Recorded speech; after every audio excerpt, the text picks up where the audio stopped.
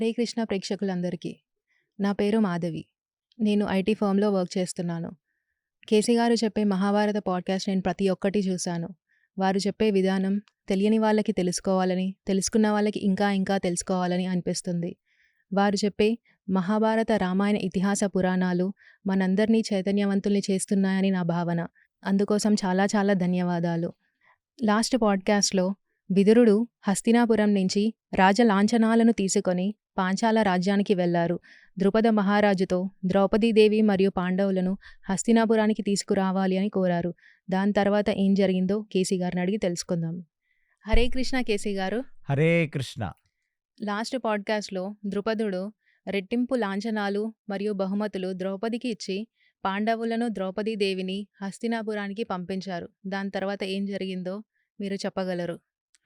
ప్రీణయామో వాసుదేవం, ద్రౌపదీదేవిని, అలాగే 5 పాండవులను, అంటే ద్రుపదుడుకు 5 అల్లుళ్ళు, వాళ్ళందరినీ కూడా విదురుడిని నమ్మి ప్లస్ శ్రీకృష్ణ పరమాత్మ విదురుడు, భీష్మాచార్యులు, కృపాచార్యులు, ద్రోణాచార్యులు లాంటి ఉత్తమోత్తములు హస్తినలో ఉండగా వాళ్ళు ఎలాంటి విపరీతమైన చర్యకు కౌరవులు దుష్టచతుష్టయం పాల్పడదు అనే ఒక నమ్మకాన్ని, భరోసాని శ్రీకృష్ణ పరమాత్మ ఇచ్చిన తరువాత విదురుడు యొక్క ముఖం చూచి ద్రౌపదిని 5 పాండవులను ఆయన రాజలాంఛనాలు, ఆ సారే అంటే ద్రౌపది కొత్త కోడలు కాబట్టి ఆవిడికి ఇవ్వవలసిన సారే, ఇవ్వవలసిన బహుమతులు అన్నీ ఇచ్చి రాజలాంఛనాలతో వాళ్ళని హస్తినాపురానికి పంపించారు. అలాగే పాండవులు హస్తినాపుర ప్రయాణం జరుగుతున్న వేళ ద్రుపదుడి దగ్గర వీడ్కోలు తీసుకున్న శ్రీకృష్ణ పరమాత్మ అక్కడి నుంచి ద్వారకకు వెళ్ళిపోయాడు. దారి మధ్యలో విదురుడు, ధర్మరాజు ఎన్నో విషయాలు చాలా కూలంకుషంగా చర్చించుకున్నారు. అంటే విదురుడు అడిగాడు, ఈ మధ్యకాలములో ఏమైంది, మీరు గంగా నది దాటి మీరు ఎక్కడెక్కడికి వెళ్ళారు, వేదవ్యాస మహర్షి వారు ఎలాంటి సూక్తులు మీకు బోధించారు, ఏమి జరిగిందో చెప్పవలసినది అని విదురుడు అడుగుతుంటే ఆ భీముడు చేసిన పనులు, ఏకచక్రగ్రామం, ఆ హిడింబితో కళ్యాణం, ఘటోత్కచ జననం దగ్గర నుంచి అన్నీ కూడా ఎలా అయితే ద్రౌపదీ స్వయంవరంలో వాళ్ళు బ్రాహ్మణ వేషధారణలో ఉండి ఎలా గెలుచుకున్నారో ఈ వృత్తాంతం మొత్తం విదురుడికి చెప్పుకున్నాడు. ఎందుకంటే ఆయనే బాబాయ్, ఆయననే తండ్రి ఇప్పుడు ధర్మరాజుకి, ఈ 4 పాండవులకు. అలాంటిది విదురుడు కూడా ఎంతగానో ఆనందించాడు. ఆనందించి ఆ సంవత్సర కాలం ద్రుపదుడు అల్లుళ్ళని ఎంత మర్యాదగా చూసుకున్నాడో తెలుసుకొని అర్థం చేసుకున్న ద్రుపదుడు ఎంతగానో ఆనందించి అతని మనసులో కూడా ద్రుపదుడి పట్ల, దృష్టద్యుమ్నుడి పట్ల ఎంతో అనురాగ, ఆప్యాయత, మమకారములు ఏర్పడ్డాయి విదురుడికి. ఎందుకంటే ఇలాంటి పిల్లలను అతి దారుణంగా చంపటానికి ప్రయత్నించిన ధృతరాష్ట్రుడి యొక్క మానసిక పరిస్థితి, దుర్యోధనుడు యొక్క ఇన్సెక్యూరిటీ ఫీలింగ్ బాగా తెలిసినవాడు విదురుడు. అతను చేత కాపాడబడ్డ వాళ్ళై వాళ్ళ గంగానదీ తీరం దాటారు కదా, ఆ గంగానదీ తీరం దాటిన తర్వాత వాళ్ళ జీవితాల్లో మళ్ళీ విదురుడు వచ్చి ద్రుపద సామ్రాజ్యం నుంచి తీసుకువెళ్ళేసరికి ఏమి జరిగిందో అన్నీ తెలుసుకొని ఆ పాండవులని వాళ్ళ నుదుటి మీద చెయ్యి వేసి వాళ్ళ తలని నిమిరి, నాయనా తండ్రి లేని వాళ్ళని మీరంటే నాకు ఎంతగానో ఒక సాఫ్ట్ కార్నర్, అలాంటిది ఇప్పటికైనా ధృతరాష్ట్రుడు బుద్ధి మారి, ఆ దుర్యోధనుడు బుద్ధి మారి మీతో సఖ్యతగా ఉంటారు అని చెప్పి హామీ ఇస్తున్నాడు దారిలో వెళ్తుండగా. అలాంటిది ఫైనల్లీ హస్తిన యొక్క పొలిమేరలు రానే వచ్చింది. ఇక అటువైపు ఉన్న గాంధారి, అటువైపు ఉన్న ఆ ధృతరాష్ట్రుడు, భీష్మాచార్యులు, ద్రోణాచార్యులు, కృపాచార్యులు వీరందరూ కూడా మళ్ళీ మరణించారని వారికి శ్రాద్ధ కర్మలు చేసి, వారికి పిండ ప్రదానాలు పెట్టి, వాళ్ళ ఫోటోలకు దండలు కూడా వేసేశారు హస్తినాపురంలో. ఆ దండలవి తీపించి ఇప్పుడు అలాంటి ఒకళ్ళు బ్రతికి వస్తున్నారు అన్న సంగతి తెలుసుకున్న ఆ హస్తినాపుర వాసులందరూ సంతోషిస్తే, అందరికంటే ఎక్కువగా భీష్మాచార్యులు, ద్రోణాచార్యులు, కృపాచార్యుల ముఖాలు వెలిగిపోయాయంట. ఎప్పుడెప్పుడు ఈ పాండవులొస్తారు, కొత్త కోడలిని మేము చూడాలి అని.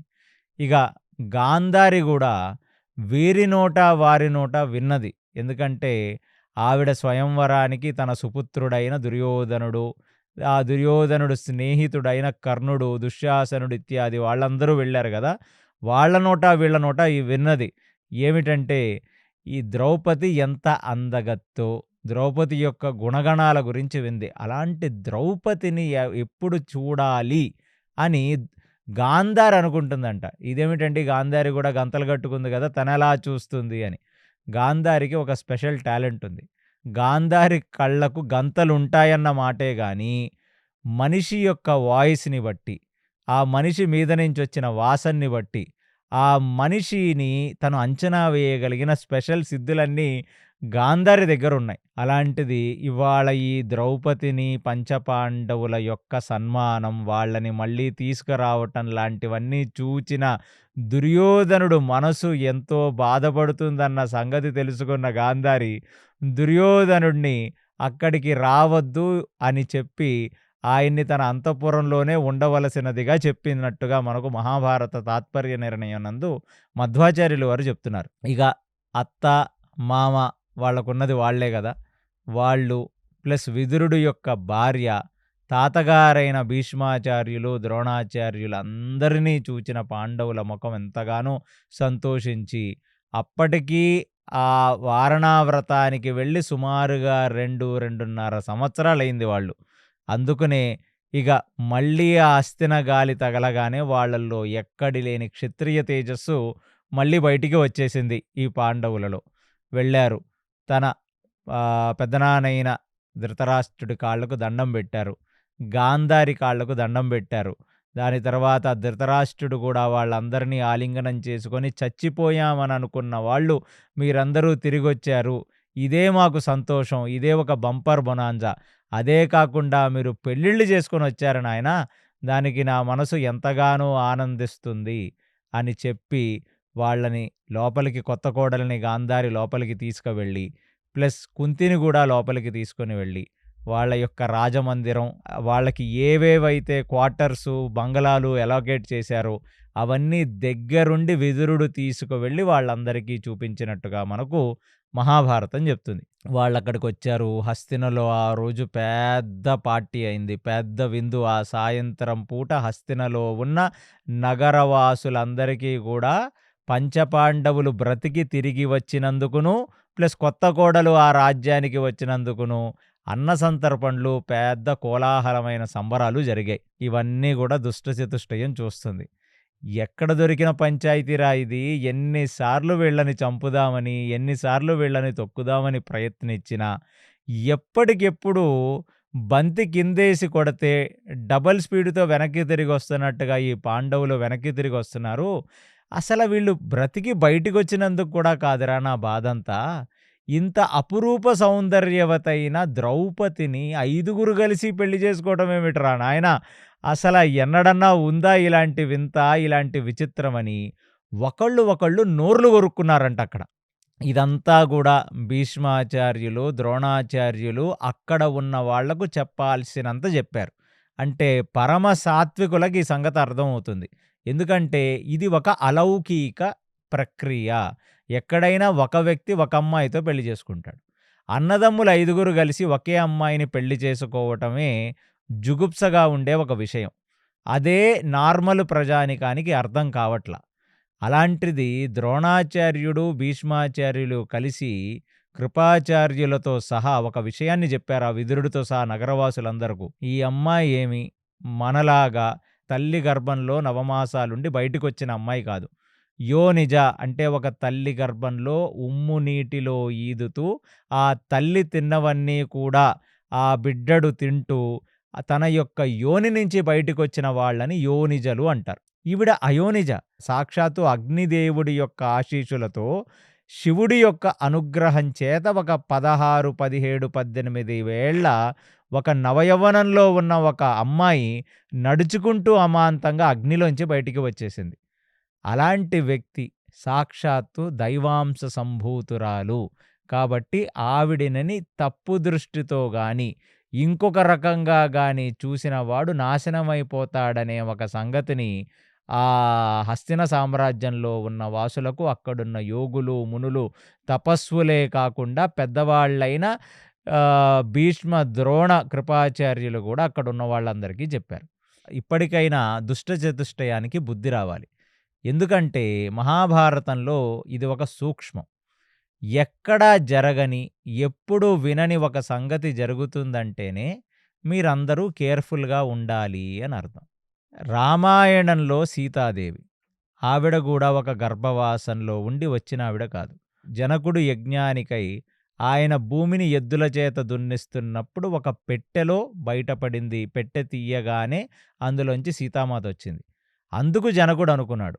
అంటే కారణ జన్మురాలు అయోనిజ భగవత్ప్రసాదం.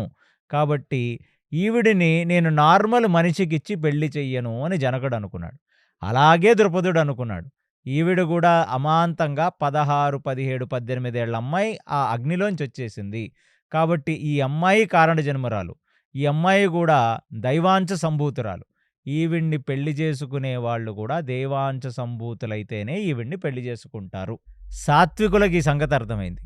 యోగులకు ఈ సంగతి అర్థమైంది. తపస్సులకి ఈ సంగతి అర్థమైంది.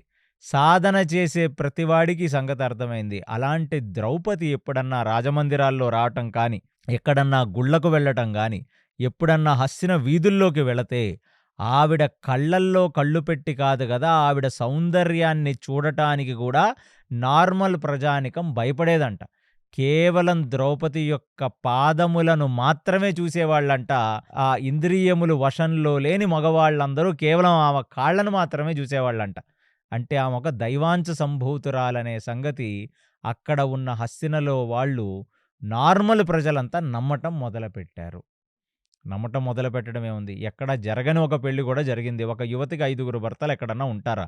కానీ దుష్ట చతుష్టయం మాత్రం ఎప్పటికెప్పుడు పన్నాగాలు పన్నుతూనే అసల వీళ్ళని మళ్ళీ ఎలాగా మనం బయటికి పంపించాలి?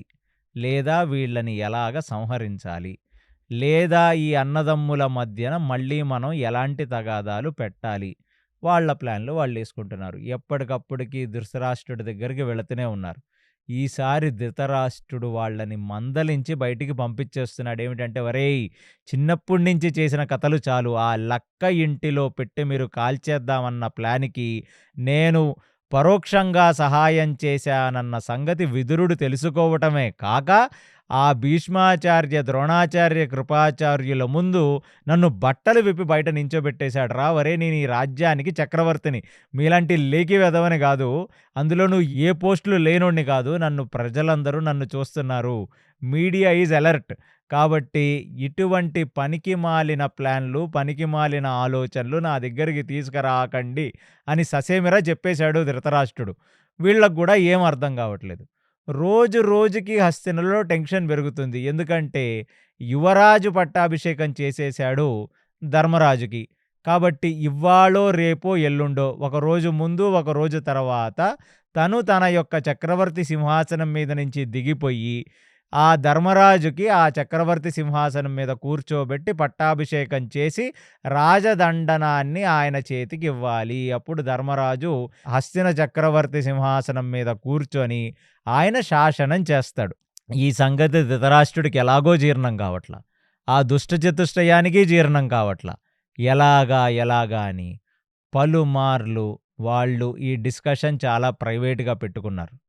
ఈ సంగతి ఎంతో కొంత వాళ్ళ ద్వారా భీష్మ, ద్రోణ, కృపాచార్య, విదురులకు తెలవనే తెలిసింది. భీష్మాచార్యుడు కూడా అనుకున్నాడు. అంటే హస్తినలో మళ్ళీ పవర్ పాలిటిక్స్ మొదలయ్యాయి. పెళ్ళిళ్ళు చేసుకొని వీళ్ళొచ్చేశారు. కాబట్టి పిల్లలు ప్రయోజకులై, పిల్లలు పెద్దవాళ్ళైన తర్వాత మనం ఖచ్చితంగా వాళ్లకు ఏదో ఒక బాధ్యత ఇవ్వాలే తప్ప ఈ గుడ్డివాడు ఎల్లకాలం సింహాసనం మీద కూర్చుంటానికి వీల్లేదు అని. ఒకరోజు రాజమందిరంలో రాజశాసనం చేసి వెళ్ళిపోతున్న ధృతరాష్ట్రుడు ముందుకి విదురుడొచ్చాడు. విదురుడే ఆయనకి కళ్ళు, విదురుడే ఆయనకి బుర్ర, విదురుడు ద్వారా ఆయన ప్రపంచాన్ని చూస్తుంటాడు ధృతరాష్ట్రుడు. అలాంటి విదురుడిని అడిగారు, జనాలు ఏమనుకుంటున్నారు, ఏం జరుగుతుంది మన రాజ్యంలోని? ఏమనుకుంటున్నారు? మీరు విపరీతమైన పుత్రవ్యామోహంలో లోలులై యువరాజు పట్టాభిషేకం చేసిన ధర్మరాజుకి ఇంకా మీరు పగ్గాలివ్వట్లేదు అని జనాలనుకుంటున్నారు. అందులోనూ నువ్వు అన్నయ్యవన్న మాటే గాని నీకో సంగతి జెప్తాను. నువ్వు వాళ్ళని వారణావ్రతానికి పంపించి పబ్లిక్ అడ్మినిస్ట్రేషన్ జనాలు ఎలా ఉన్నారు, వాళ్ళ యోగక్షేమాలెలా ఉన్నాయి, వాళ్ళని ఎలా పాలించాలో ఇదొక ప్రాక్టికల్ ఎక్స్‌పీరియన్స్ అని జెప్పి నువ్వు పంపించావు. పంపించి ఏం జేశారు మీ వాళ్ళంతా? నువ్వు చేసినా, నీ కొడుకులు చేసినా వాళ్ళని చంపే ప్రయత్నం చేశారు. ఇంత చంపే ప్రయత్నం చేసినా వాళ్ళు అతి కష్టంగా లాక్షాగృహం నుంచి తప్పించుకున్నా ఎప్పుడు కూడా ధృతరాష్ట్ర నీ పేరు బయటికి చెప్పలా వాళ్ళు. అగ్ని ప్రమాదంలోంచి మేం బయటపడ్డామనే చెప్పుకున్నారు తప్ప, పిల్లనిచ్చిన మామకి కూడా ద్రుపదుడికి కూడా ఎప్పుడు కూడా అగ్ని ప్రమాదం వల్ల బయటపడ్డామని చెప్పుకున్నారే తప్ప, నువ్వే వాళ్ళని చంపావన్న సంగతి వాళ్ళెవరికీ చెప్పలా. చెప్పకపోగా వాళ్ళు నీ పేరు నిలబెట్టారు. అక్కడ ఋషి ఆశ్రమాలకు వెళ్ళారు. అక్కడ వాళ్ళు ఆ బకాసురుడిని చంపారు. ఆ హిడింబని చంపారు. జనాలలో ఒక మార్కులు వేసుకున్నారు. జనాల గుండెలలో ఒక ధైర్యాన్ని నింపారు. అదే కాకుండా ద్రుపదుడి దగ్గర మార్కులు సంపాదించుకున్నారు. ఆ ద్రౌపదిని పెళ్లి చేసుకున్నారు. ఇవాళ కృష్ణుడు గాని, బలరాముడు గాని, సాత్యకి గాని, చేడి రాజులు, యాదవరాజులు, వృష్ణిరాజులు, ఆ పాంచాల రాజుల దగ్గర నుంచి ప్రతి వాళ్ళు ధర్మరాజన్నా, పాండవులన్నా వాళ్ళందరూ చాలా ఎఫెక్షన్ చూపిస్తున్నారు. అలాంటిది నువ్వు నీ కొడుకుల మీద ప్రేమని చంపుకొని ధృతరాష్ట్ర వాళ్లకు వాళ్ళ రాజ్యం ఇవ్వవలసినది అని ద్రుపదుడు కోరాడు. కోరగానే ద్రుపదుడిని ఆయన పంపించేసిన మరుక్షణం దుష్టచతుష్టయంతో పాటు ధృతరాష్ట్రుడు ఒక పెద్ద మీటింగ్ వేశాడు. ఒక మిడ్ నైట్ సమావేశం జరిగింది ధృతరాష్ట్రుడి యొక్క అంతఃపురంలో. ఎలాగా ఇప్పుడు మనం ఏం చెయ్యాలి? ఎందుకంటే నేను పూర్తిగా హస్తిన సింహాసనం మీద నుంచి దిగిపోతే రాజు లేకుండా అయితే హస్తినుండదు. తీసుకొని వచ్చి ధర్మరాజును కూర్చోబెట్టాలి. ధర్మరాజు బ్రతికుండగా నా కొడుకైన దుర్యోధనుడిని అక్కడ కూర్చోబెట్టలేం. ఏమిటి ప్లాన్ అని వేశాడు. మరి ఎవరు ఈ సలహా ఇచ్చారనేది వ్యాసభారతంలో కరెక్ట్గా లేదు. కానీ మరుసటి రోజు పొద్దున్న ఆయన తన యొక్క దూతని పంపించాడు, తన మెసెంజర్ని. ధర్మరాజుని, కుంతిని, ఆ నలుగురు పాండవులను, ద్రౌపదిని కూడా ఇవాళ సభలోకి రావలసినదిగా ఆజ్ఞాపించండి అని. సభ పొద్దునే స్టార్ట్ అయ్యింది. రాజమందిరంలో ఆయన చక్రవర్తి సింహాసనం మీద కూర్చున్నాడు. కూర్చొని ఇవాళ నా అనౌన్స్మెంట్, ధర్మరాజు ఇక్కడికి వచ్చాడా అన్నాడు. వచ్చాను పెద్దనాన్న అన్నాడు. పాండవులందరూ వచ్చారా? వచ్చారు పెద్దనాన్న అన్నారు అక్కడ వాళ్ళందరూ కూడా. కోడలు వచ్చిందా? ద్రౌపది కూడా ఉంది. మరి మా మరదలు గారు వచ్చారా అంటే కుంతి, తను కూడా వచ్చానని చెప్పింది. భీష్మ, ద్రోణ, కృపాచార్యులందరూ చూస్తుండగా, అంటే వాళ్ళందరూ కూడా ఇక నేను దిగిపోతున్నాను, ఇక నేను ధర్మరాజుకి పట్టాభిషేక మహోత్సవ కార్యక్రమాన్ని మొదలు పెడతాను అని చెప్తాడని వాళ్ళందరూ ఎదురు చూస్తుంటే, ఇక్కడికి ఈశాన్య భాగంలో ఉండ కాండవప్రస్థం అనే ఒక ప్రదేశాన్ని మేము పాండవులకు ఇవ్వదలిచాము. నేనిక్కడే ఉంటాను, నేను చక్రవర్తిగానే ఉంటాను. హస్తిన అనేది అంత తేలిగ్గా వదులుకునే కుర్చీ కాదు. అంటే ఏదో పదవీ వ్యామోహం వల్ల నేను హస్తిన సింహాసనం మీద కూర్చోవాలని అనుకోవట్లేదు ప్రజల్లారా, మీరు అనుకుంటున్నారేమో. మా వాళ్లకు ప్రాక్టికల్ ఎక్స్పీరియన్స్ ఇంకా అవసరం. కాబట్టి ఇక్కడ నుంచి ఈస్ట్లో ఉన్న కాండవ ప్రస్థానికి నేను వాళ్ళని రాజులుగా ప్రకటిస్తున్నాను. అక్కడికి వెళ్ళి అక్కడ ఉన్న ప్రజల యొక్క యోగక్షేమాలు చూసుకొని ఇండిపెండెంట్గా వాళ్ళు బ్రతికి చూపిస్తే అప్పుడు దాని తర్వాత ఏమి చెయ్యాలో అది చేద్దామన్నాడే తప్ప, అక్కడికి వెళ్ళి వాళ్ళు ఇండిపెండెంట్గా రాజ్యాన్ని స్థాపించుకున్న తర్వాత తీసుకొని వచ్చి హస్తిన సింహాసనం ఇస్తానని మాత్రం ఆయన ఎక్కడా చెప్పలా. అసలు ఈ అనౌన్స్మెంట్ ఇన్న భీష్మాచార్యులకి, ద్రోణాచార్యులకి, కృపాచార్యులకి ఫ్యూజులు ఎగిరిపోయాయి.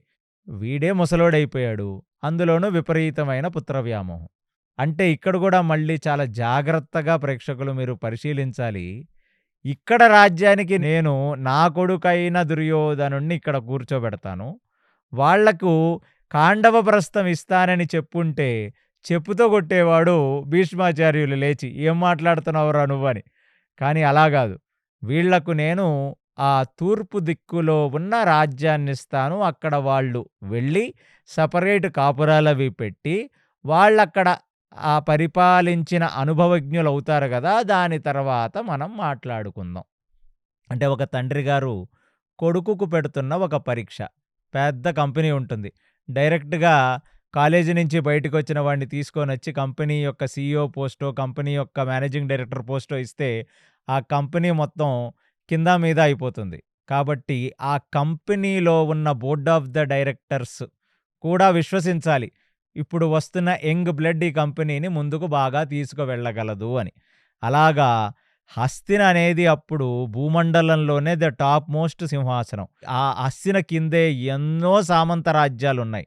కాబట్టి ఎవరిని పడితే వాళ్ళని ఓవర్‌నైట్ తీసుకొనొచ్చి హస్తిన సింహాసనం మీద కూర్చోబెట్టి వాళ్ళని చక్రవర్తుల్ని చేస్తే సామంత రాజులు ఒప్పుకోవచ్చు, ఒప్పుకోకపోవచ్చు. అంటే చాలా డిప్లొమాటిక్‌గా హ్యాండిల్ చేశాడాయన. First trust. యోగ్యత ఉంది ధర్మరాజుకని అతను నిరూపించుకుంటే దాని తర్వాత చేయవలసిన పనులు నేను జేస్తాను. అలాగ నేనొక రాజుగా ఆలోచించాను. ఒక పెద్దనాన్నగా ఆలోచించాను. ఈ కుటుంబ పెద్దగా గూడా నేను ఆలోచించాననేటట్టుగా సభలో ఆయన పెద్ద స్పీచ్ ఇచ్చాడు. దాన్ని ఎవ్వరు కాదనలేరు. భీష్ముడు కాదనలేడు. ద్రోణుడు కాదనలేడు. అందులో ద్రోణుడైతే అసలు కాదనలేడు. కరెక్టే. Experience makes man perfect. వడ్డించిన విస్తరిస్తే పిల్లలేం నేర్చుకుంటారు? కొత్త ప్రదేశానికి వెళ్ళి అక్కడ వాళ్ళు వాళ్ళ రాజ్యాన్ని స్థాపించుకొని అక్కడ అడ్మినిస్ట్రేషను, అక్కడ ఒక కోశాగారం, ఇంకొక చిన్న బిజినెస్ నడిపితే అప్పుడు ఒక పెద్ద బిజినెస్‌లో అనుభవం అనేది ఒక పెద్ద బిజినెస్‌నివ్వచ్చు అనేటట్టుగా మాట్లాడాడు. ఫస్ట్ ఆఫ్ ఆల్ ఇది రాంగ్ కంపారిజన్. ఇది బిజినెస్సు గాదు. ఇది క్షత్రియ ధర్మం. ధర్మం తెలిసిన వాడు మాత్రమే ఆ చక్రవర్తి సింహాసనం మీద కూర్చోవాలి. ఎందుకంటే ఎన్నో సామంత రాజ కుటుంబాల్లో ఉన్నవాళ్ళు స్ఫూర్తిగా వాళ్ళు చూచేది హస్తిన సింహాసనం వైపు. అలాంటి హస్తిన సింహాసనం మీద కూర్చున్నవాడే అధార్మికుడైతే, దాని కిందున్న సామంతరాజుల కుటుంబాలు, ఆ రాజ్యాల పరిస్థితేమిటి? అందుకనే భీష్మాచార్యులు చాలా క్షుణ్ణంగా పరిశీలిస్తూ ఉంటాడు. ఎందుకంటే ఇష్టం వచ్చినట్టు ఆ గుడ్డివాడైన ధృతరాష్ట్రుడిని అందరి ముందు తిట్టినా, ఆ ధృతరాష్ట్రుడిని అందరి ముందు బయట పెట్టినా, ఆ సింహాసనానికున్న వాల్యూ కింద పడిపోతుంది. అందుకనే భీష్మాచార్యులు గాని, ద్రోణాచార్యులు గాని ఎప్పుడు సభలో కూర్చున్నా, వాళ్ళు జనాల దృష్టి చూసి అంటే ఒక తండ్రిని కొడుకు తిడితే, ఆ తండ్రికింక విలువేముంటుంది ఆ కుటుంబంలో? ఇందులో వయసులో చిన్నవాడయ్యుండొచ్చు భీష్మాచార్యుల ముందు ధృతరాష్ట్రుడు, ద్రోణాచార్యుల ముందు. కానీ చక్రవర్తి ఆయన ఆ సామ్రాజ్యానికి. అందుకు ప్రైవేట్‌గా ఉన్నప్పుడు ఎన్ని మాటలన్నా మాట్లాడొచ్చు భీష్మాచార్యులు. కానీ రాజసభలో మాత్రం భీష్మాచార్యులు లౌకిక ధర్మాన్ని ఆలోచించి మరో మాట మాట్లాడడు. ఇక్కడ మాట్లాడిన మాట కూడా తప్పు కాదు. కానీ కృపాచార్యుడు, విదురుడు ప్లస్ ద్రోణాచార్యుడు, భీష్మాచార్యులందరూ ఒకళ్ళ ముఖాలు ఒకళ్ళు చూసుకున్నారంట. ఏమిటంటే కాండవ ప్రస్థం అనేది ఒక బంజర ప్రదేశం అది. అంటే ఇవాళ ఢిల్లీ నుంచి ఈస్ట్‌లో ఉన్న ఆ యమునా నదీ తీరం పక్కన ఉన్న ప్రాంతాలన్నీ ఇప్పటికీ కొన్ని బంజరు ప్రదేశాలుగా ఉంటాయి. తర్వాత అక్కడ నోయిడా అని ఒకటొచ్చిందిప్పుడు ప్రస్తుతం.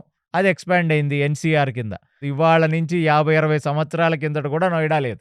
కేవలం యమునా నదికి ఒక పక్కన మాత్రమే ఢిల్లీ ఉండేది.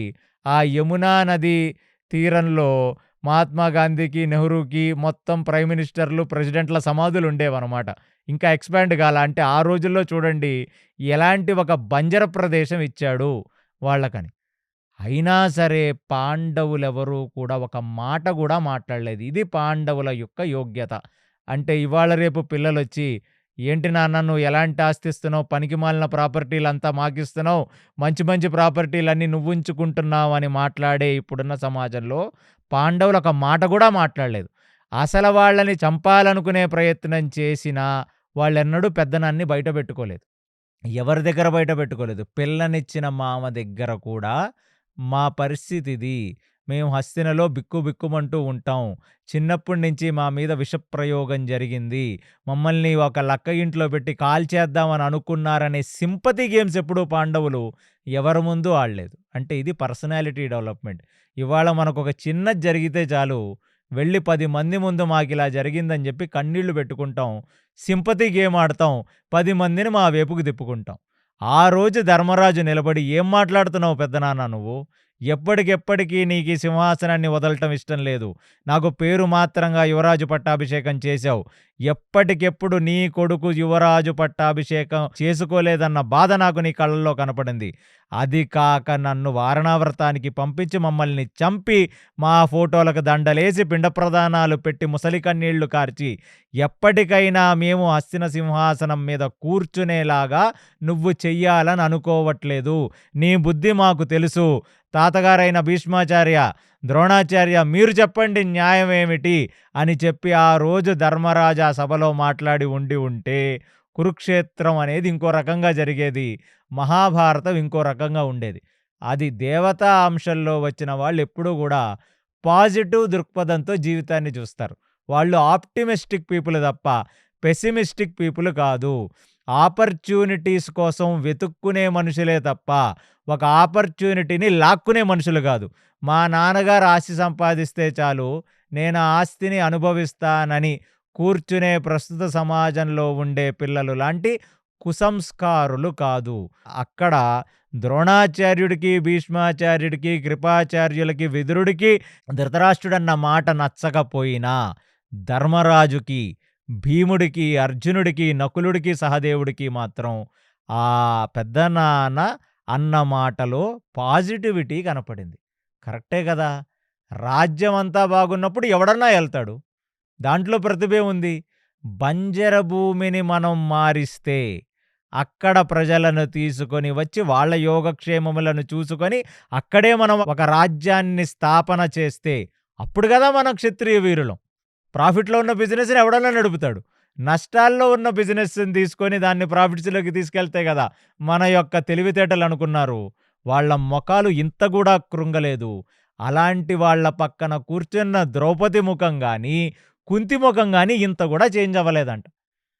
అంటే పాజిటివ్ మైండ్స్ అనేవి పాండవుల్లో ఎంత గొప్పగా ఉన్నాయనేది ఈ ఒక్క ఉదాహరణే దీనికి పరాకాష్ట.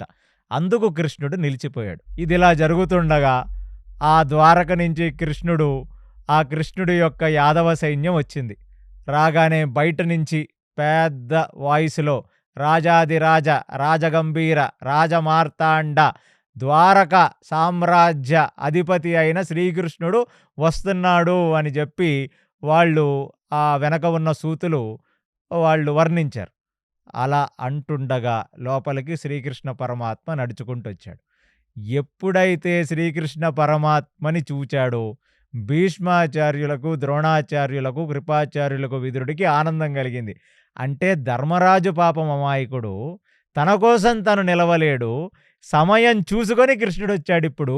కృష్ణుడు గడ్డి పెడతాడేమోలే అని అనుకున్నారు వాళ్ళంతా. ఇప్పుడు ధృతరాష్ట్రుడికి అర్థమైంది. సౌండ్ ఆయనకు కూడా వినపడింది కదా! కళ్ళు లేవు గానీ చెవులున్నాయి కదా ధృతరాష్ట్రుడికి. లేచి నడుచుకుంటూ సింహాసనం మీద నుంచి కిందకు వెళ్ళి ఆ కృష్ణుడి యొక్క చేతులు పట్టుకొని వచ్చి ఆయనకొక సింహాసనం వేసి, నేనొక నిర్ణయం తీసుకున్నాను యాదవ కులవంశ కృష్ణ. ఏమిటంటే వీళ్ళని ఇప్పుడు కాండవ ప్రస్థానికి నేను ఒక రాజ్యాన్ని ఇచ్చి వాళ్ళని ఇండిపెండెంట్ రాజులుగా చేద్దాం అనుకుంటున్నా. దానివల్ల వాళ్లకు చాలా అనుభవం వస్తుంది. విశేషమైన ఎక్స్‌పీరియన్స్ వస్తుంది. పిల్లలు వయసులో ఉన్నారు. ఈ వయసులో కష్టపడకపోతే ఎప్పుడు కష్టపడతారు? నాలాగా కళ్ళు లేకుండా, నాలాగా వృద్ధులైన తర్వాత కాదు కదా కష్టపడేవాళ్ళు. నేనింకా రాజ్యాన్ని విస్తరిద్దామనుకుంటున్నాను. కాబట్టి ఆ ప్రదేశాన్ని నేను పాండవులకిచ్చి వాళ్లకు మళ్ళీ ఒక హోంవర్కే అనుకుంటారో, లేకపోతే ఒక పాజిటివ్ స్పిరిట్‌తో అలాంటి కాండవ ప్రస్థాన్ని తీర్చిదిద్దుతారో, ఎలా తీసుకుంటారో నేను ఈ నిర్ణయం తీసుకున్నాను కృష్ణ. దీనికి మీరేమంటారు? అని పెద్ద మనిషినేదో మధ్యలో పెట్టి మాట్లాడినట్టుగా ధృతరాష్ట్రుడు మాట్లాడాడట. కృష్ణుడు కూడా ఆయనే సర్వాంతర్యామి. ఎవరు మనసుల్లో అందరి మనసుల్లో ఉంటాడు, బయట కూడా ఉంటాడాయన పరమాత్మ రూపంలో. నవ్వుకున్నాడు. ధృతరాష్ట్ర ఇది నీ బుద్ధి అని. సరే కరెక్టే గదా! పిల్లలు వయసుల్లో ఉన్నారు. కొత్తగా పెళ్ళిళ్ళు చేసుకున్నారు. ఏముంది? ఎలాంటి ఒక రాజ్యాన్నిచ్చినా ఆ రాజ్యాన్ని భూతల స్వర్గంగా మార్చి దాన్ని ఏలుకుంటారు. అందులో నష్టమేముంది? శ్రీకృష్ణుడి యొక్క ఆమోదం తర్వాత పాండవులైదుగురు వచ్చి వాళ్ళ పెద్దనాన్నైన ధృతరాష్ట్రుడికి కైజోడ్చి నమస్కరించి సాష్టాంగ నమస్కారం చేసి, మాకు చాలా మహోత్కృష్టమైన భాగ్యాన్ని మీరు ప్రసాదించారు. ఇక మేము రేపే మా పురోహితుడైన దౌమ్యుణ్ణి పిలిచి ఒక మంచి ముహూర్తం చూసుకొని మేము ఆ ప్రదేశాన్ని తీర్చిదిద్దిన తర్వాత అక్కడ మేము వెళ్ళిపోతాం అన్నారు. అనగానే ఆ హస్తినవాసులందరూ చప్పట్లు కొట్టారు. రాజదర్బారంతా జయ జయ అని మోగింది. మోగిన వెంటనే ఇక భీష్మాచార్యులు, కృపాచార్యులందరూ శ్రీకృష్ణ పరమాత్మతో ముచ్చటించారు. ఆ రోజు రాత్రి శ్రీకృష్ణ పరమాత్మ కుంతి, పాండవులతో వారి రాజ అంతఃపురంలో గడిపి వాళ్ళని కూడా ఆశీర్వదించి, ఇక నేను రేపొద్దున ద్వారకకు వెళుతున్నాను, ఇక్కడ మీకందరికీ శుభం కలుగుగాక అని చెప్పి శ్రీకృష్ణ పరమాత్మ వాళ్లతో పాటు కాండవ ప్రస్థంలో అడుగుపెట్టి వాళ్ళని ఆ కాండవ ప్రస్థంలో ఉండి అక్కడ అన్నీ చేయవలసినది అని చెప్పి ఏమేమి చెయ్యాలి, ఎలా ఎలా దీన్ని తీర్చిదిద్దాలో ఇలాంటి గైడెన్స్ అంతా శ్రీకృష్ణ పరమాత్మ ఇచ్చి విశ్వకర్మను అపాయింట్ చేసి ఆ కాండవ ప్రస్థాన్ని మొత్తం కూడా మీరు ఎలా ఎలా నిర్వర్తించాలి. ఎందుకంటే శ్రీకృష్ణ పరమాత్మకి క్యాపిటల్ ఎస్టాబ్లిష్మెంట్, రాజధానిని తీర్చిదిద్దటంలో అపారమైన అనుభవం ఉంది. ఎందుకంటే ఆయన తన రాజధానిని మథుర నుంచి ద్వారకకు మార్చుకున్నదే కాక భూతల స్వర్గంగా ద్వారకని తీర్చిదిద్దాడు. అందుకు వచ్చాడు ఇప్పుడు శ్రీకృష్ణ పరమాత్మ. ఎందుకు వచ్చాడు ఇక్కడికి అంటే వీళ్ళకి గైడెన్స్ ఇవ్వటానికి. ఏమీ పర్వాలేదు, ఏముంది, ఎప్పటికైనా మీరే ఈ భూమండలం అంతా, మీరు యోగ్యులు అని శ్రీకృష్ణ పరమాత్మ ఇచ్చిన గైడెన్స్ని బాగా అర్థం చేసుకున్న ధర్మరాజు, భీమార్జునులు వాళ్ళని అనుగమిస్తూ నకుల సహదేవులందరూ అహర్నిశలు కష్టపడి, పగలనక రాత్రనక కష్టపడి కాండవ ప్రస్థంలో ఇంద్రప్రస్థం అనే ఒక మహానగరాన్ని ఏర్పరచుకున్నారు. ఇవాళ ఇంద్రప్రస్థం అనేది ఆ యమునా నది ఇటువైపు అటువైపు భాగాల్లో ఉంటుంది. సో ఇవాళ ఢిల్లీకి కూడా పేరు మార్చి ఇంద్రప్రస్థంగా దాన్ని మారుద్దామని వాళ్ళు అనుకుంటున్నారు. ఎందుకంటే ఇంద్రప్రస్థం అనేది పాండవులు పరిపాలించిన చోటు, హస్తిన అనేది కౌరవులు దుష్టచతుష్టయం కూర్చొని పన్నాగాలు పన్నిన చోటు. అందుకనే ఢిల్లీ యొక్క నామకరణం ఇంద్రప్రస్థం చెయ్యాలి అనే ఒక నా కోరిక కూడా మోదీ గారి హయాంలో తీరుతుందనే ఒక హ్యాపీనెస్ ఉంది. అలాంటిది ఇంద్రప్రస్థాన్ని ఏర్పరిస్తే, అసలు దానికి పేరు ఇంద్రప్రస్థం అని ఎందుకు వచ్చింది? కాండవ ప్రస్థం. అది ఇంద్రప్రస్థంగా ఎందుకు వచ్చిందంటే దేవేంద్రుడు విశ్వకర్మ దీన్నంతా ఆర్కిటెక్ట్గా రూపకల్పన చేసిన తర్వాత ఇది భూమి మీద ఉండే అమరావతి అన్నాడంట. ఎందుకంటే స్వర్గంలో ఉండే నగరం ఆ ఇంద్రుడి యొక్క క్యాపిటల్ పేరు అమరావతి. అది ఎలా ఉంటుందంటే అది వర్ణనాతీతం. అది అందులో లేనివి ఉండవు. అసలు ఈ ఎంటైర్ బ్రహ్మాండంలో ఏమేమి ఉండాలో, ఎలాంటి ప్యాలెస్లు ఉండాలో, స్కై స్కేపర్స్ ఉండాలో, ఎలాంటి ఫౌంటైన్స్, ఉద్యానవనాల నుంచి అసలు విశ్వకర్మ పర్సనల్లీ కూర్చొని ఎంటైర్ అమరావతి సిటీ డిజైన్ చేశాడు. అలాంటి విశ్వకర్మ ఇవాళ వీళ్ళకి కాండవ ప్రస్థంలో చేశాడు. అందుకు ఇంద్రుడు ఉండేది అమరావతి, భూమి మీద ఉండే ఇంకొక అమరావతి ఇంద్రప్రస్థం అని చెప్పి దానికి నామకరణం ఇంద్రప్రస్థం అని చేశారు. దాని వైభవం గురించి వ్యాసుడు చెప్తూ దేవతలే అప్పుడప్పుడు కిందకొచ్చి చూసేవారంట. ఇదేమిట్రా నాయన ఇంత బాగా కట్టాడు విశ్వకర్మ అని చెప్పి వాళ్లే ఆశ్చర్యపోయేటట్టుగా ఇంద్రుడు, చంద్రుడు, సూర్యుడు, బృహస్పతి లాంటి వాళ్ళు అప్పుడప్పుడు ఇంద్రప్రస్థాన్ని చూసేవారట. ఇది డెఫినెట్లీ మన దుష్టచతుష్టయం దగ్గరికి వెళ్ళింది. మనం ఎంత కింద తొక్కుదామని ప్రయత్నించినా వాళ్ళు బౌన్స్ బ్యాకే అవుతున్నారు తప్ప వాళ్ళు అసలు ఎప్పుడు నాశనం అయిపోతారు. అంటే వాళ్ళేమనుకున్నారు, ఇలాంటి ఒక బంజర ప్రదేశాన్ని ఇస్తే ఏదో సంవత్సరం పాటు అక్కడ హార్డ్ వర్క్ చేసి తర్వాత మళ్ళీ వచ్చి ధర్మరాజు, పెద్దనాన్న నువ్వు చేసింది ఏమన్నా న్యాయమేనా, నీలో ఏమన్నా న్యాయం ఉందా, పనికి మాలిన ప్రదేశం ఇచ్చావు, జనాలు అక్కడికి వచ్చి బ్రతకడానికే ఇష్టపడట్లేదు, ఎంత హార్డ్ వర్క్ చేయమంటావు, ఎంత నేల దున్నమంటావు, ఆ రాళ్ళని ఎంత పగలగొట్టమంటావు, అదంతా ఒక బంజర ప్రదేశం కాబట్టి నేను ఇక్కడ చెయ్యను అని ధర్మరాజు చెప్తే అప్పుడు మీటింగ్ పెట్టేవాడు. ఎవరితో? భీష్ముడితో, ద్రోణాచార్యుడితో. చూసారా పిల్లలకు ఒక చిన్న పనిచ్చి చేయమంటే కంప్లైంట్లు ఇస్తున్నారు తప్ప వాళ్ళు ఏమీ చెయ్యట్లేదు అని. అలాంటిది ఎన్నో క్యాలిక్యులేషన్లు వేసుకొని ఇచ్చాడు వీళ్ళకి ఆ ప్రదేశం. దాన్ని వాళ్ళు అమరావతిలాగా తీర్చిదిద్దేశారు. ఇంకేమంటారు, ముక్కు మీద ఏలేసుకున్నాడు ధృతరాష్ట్రుడు. అప్పుడు ఫస్ట్ టైం చెప్పాడంట, వరే వాళ్ళని వదిలేరా, వాళ్ళకున్నదేదో వాళ్ళకుంది, నీకొచ్చేదేదో నీకొస్తుంది, కాబట్టి నువ్వు ప్రశాంతంగా ఉండరా అని దుర్యోధనుడికి ఫస్ట్ టైం హితవు చెప్పాడంట తండ్రి. వాళ్ళని చూసి కుళ్ళటం, వాళ్లకు ఉందని నువ్వు బాధపడటం ఇలాంటివి చేయకు. నీ జీవితంలో ఏమన్నా ఛాలెంజ్ ఉందిరా? వాళ్ళు చూడు చిన్నప్పటి నుంచి ఎన్ని కష్టాలు పడ్డారు. మనం లక్కింట్లో కాల్చేస్తే రోడ్ల మీద అడవుల వెంట తిరిగారు. వాళ్ళు బంజరు భూమి ఇస్తే మళ్ళీ కష్టపడుతున్నారు. ఇది ఫస్ట్ థింగ్ మన అందరం మహాభారతం నుంచి నేర్చుకోవాలి. ఎవడికైతే వడ్డించిన విస్తరి జీవితంగా ఉంటుందో వాడు జీవితంలో ఏమీ నేర్చుకోలేడు. కష్టం ఎవడైతే పడతాడో తన ప్రారంభ దశలో ఆ యూత్‌లో 20 నుంచి 30, 40 ఇయర్స్ వరకు ఎవడైతే కష్టపడి సంపాదిస్తాడో, కష్టంతో ఉద్యోగాలు తెచ్చుకుంటాడో, కష్టపడి నిలబడతాడో వాడికి జీవితం యొక్క విలువ తెలుస్తుంది. అలా జీవితం విలువ తెలిసొచ్చేలా చేసింది పాండవులకు కాలం. తండ్రి సంపాదించిన సొమ్ముని రాజ అంతఃపురాల్లో పడి తినుకుంటూ, చిలికెత్తులతో తిరుక్కుంటూ, సమస్త భోగాలను అనుభవిస్తూ బ్రతికిన వాడు ఈ కౌరవులు దుర్యోధనుడు. వాడికసలు ఎక్స్‌పీరియన్సు లేదు, జీవిత అనుభవం గూడా లేదు. కానీ ఈసారి మాత్రం ఖచ్చితంగా చెప్పేశాడు ధృతరాష్ట్రుడు. వాళ్ళకున్నదేదో వాళ్ళకుంది. వాళ్ళని చూసి నువ్వు కుళ్ళవద్దు. నీకివ్వాల్సిందేదో నేనిస్తాను. నువ్వు ప్రశాంతంగా ఉండవలసినది అని ఆయన ఆదేశించాడు. ఇక దానికి దుర్యోధనుడు కూడా చేయగలిగిందేముంది? స్కెచ్‌ల మీద స్కెచ్‌లేసి ఫ్లాప్ అవుతూ వస్తున్నాడు. అయినా సరే ఇంకా కొత్త స్కెచ్‌లేస్తాడు. అదే కలిపురుషుడు. ఎన్నిసార్లు ఫెయిల్ అయినా మళ్ళీ ఒక స్కెచ్ ఏస్తాడు తప్ప, బుద్ధి మార్చుకుందాం, కాలం కలిసి రావట్లేదు, వాళ్ళని నాశనం చేయలేను, వాళ్ళని నాశనం చేసే బదులు నేను బాగుపడదాం అని అనుకోవచ్చు కదా! అలాంటి మంచి ఆలోచనలు రావు. అదే కలియుగంలో ఉన్న మనుషులకు కూడా వాడికుందని వాడిని చూసి మనం కుళ్ళటమే తప్ప, మనము కష్టపడితే మనం వాళ్ళలాగవుతాం అనే ఆలోచన మాత్రం మనకు రాదు. అది కలిపురుషుడి యొక్క బుద్ధి. ఆ ఇంద్రప్రస్థాన్ని ఏర్పరచుకొని, అక్కడ ఒక గొప్ప సభని నిర్మించుకొని, అక్కడ అందరూ కూడా ఈ పంచపాండవులు కూర్చొని మాట్లాడుతుండగా, మళ్ళీ శ్రీకృష్ణ పరమాత్మ అక్కడికి రావటం జరిగింది. ఆ శ్రీకృష్ణ పరమాత్మ రాగానే పాండవులందరూ లేచి, వారికి అర్ఘ్యపాద్యాదులిచ్చి, వారిని ఒక పెద్ద ఆసనం మీద కూర్చోబెట్టి, వారితో మాట్లాడుతూ, కృష్ణ, మీరిచ్చిన జ్ఞానంతో, మీకున్న అనుభవంతో, మీరు మాకిచ్చిన సలహాలతో మేము కాండవ ప్రస్థాన్ని ఇంద్రప్రస్థంగా తీర్చిదిద్దాం. అంతా బాగా జరుగుతుంది. జనాలలో మా యందు విశ్వాసం రెండింతలైంది. ఎందుకంటే బంజర భూమిని తీసుకొని దాన్ని ఒక భూతల స్వర్గంగా మేము తీర్చిదిద్దాం.